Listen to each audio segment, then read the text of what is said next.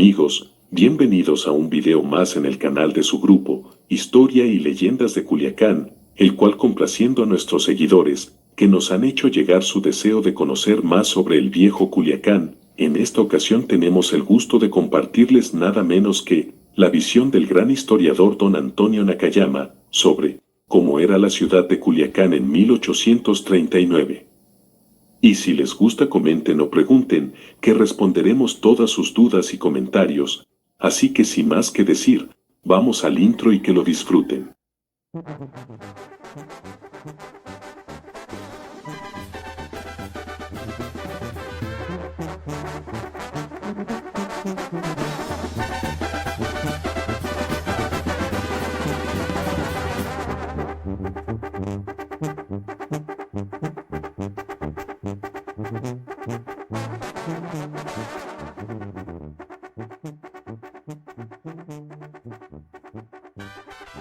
Por principio de cuentas haremos un pequeño bosquejo de quién era don Antonio Nakayama.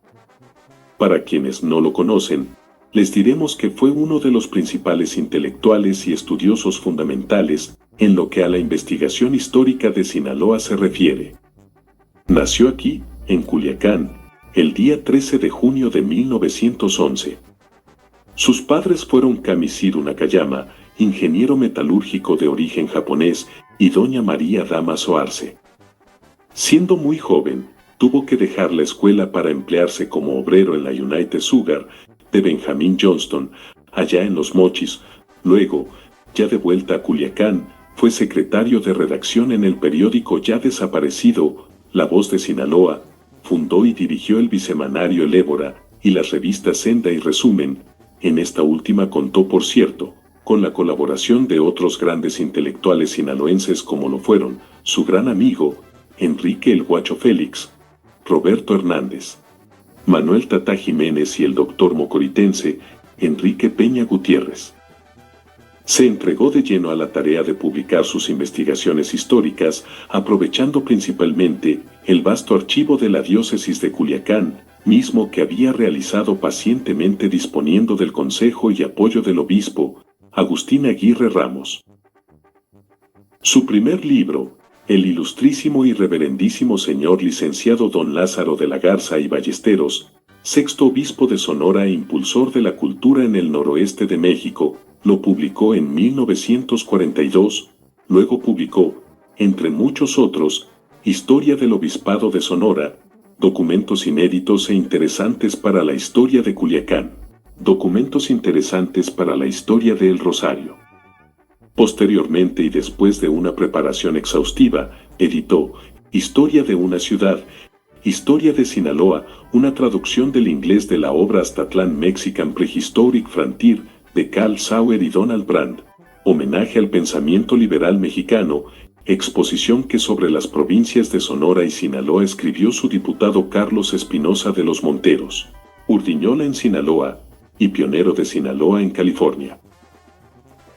Entre otras cosas fue director de la Biblioteca y del Museo del Centro Cívico Constitución, durante el gobierno de Sánchez Celis, con el cual por diferencias ideológicas voluntariamente se exilió en el estado de Sonora, en donde el rector de la Universidad de Sonora lo apoyó, brindándole los medios necesarios para que siguiera escribiendo historia.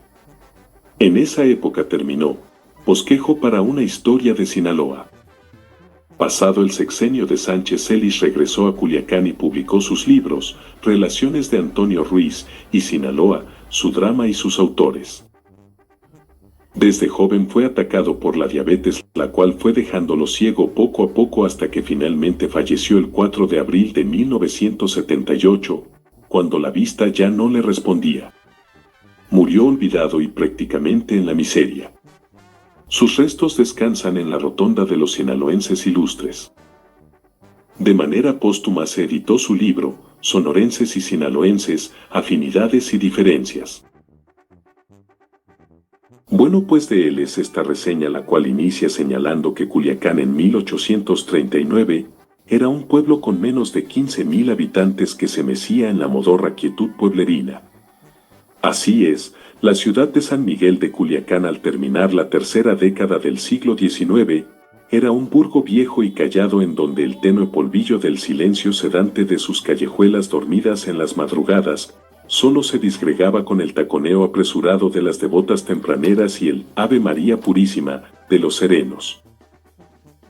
Madre prócer y venerable que, durante el día, desde la estrechez hedionda del callejón que pasaba por las calles del estanco y de los artesanos, y en la desolada plaza de armas a cuya vera se levantaba la pequeña iglesia parroquial retando al cielo con su antiestética aguja, veía como alguno que otro rezagado transeúnte rompía la placidez señera de su vida triste de ciudad de provincia.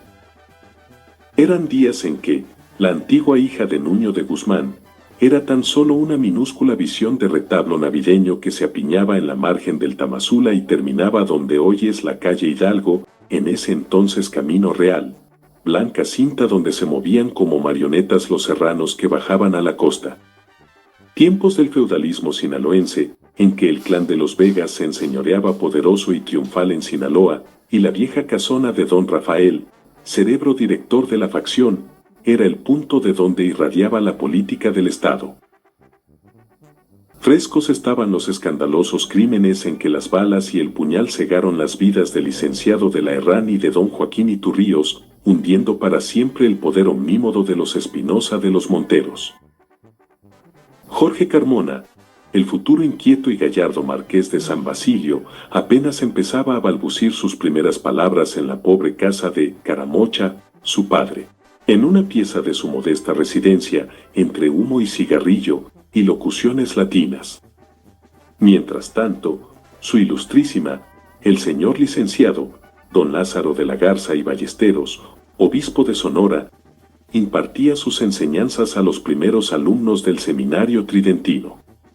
Y en una sala de la casa de don Luis Vega, los regidores del ilustre ayuntamiento de Culiacán, discutían los problemas que aquejaban a los habitantes del pequeño villorrio.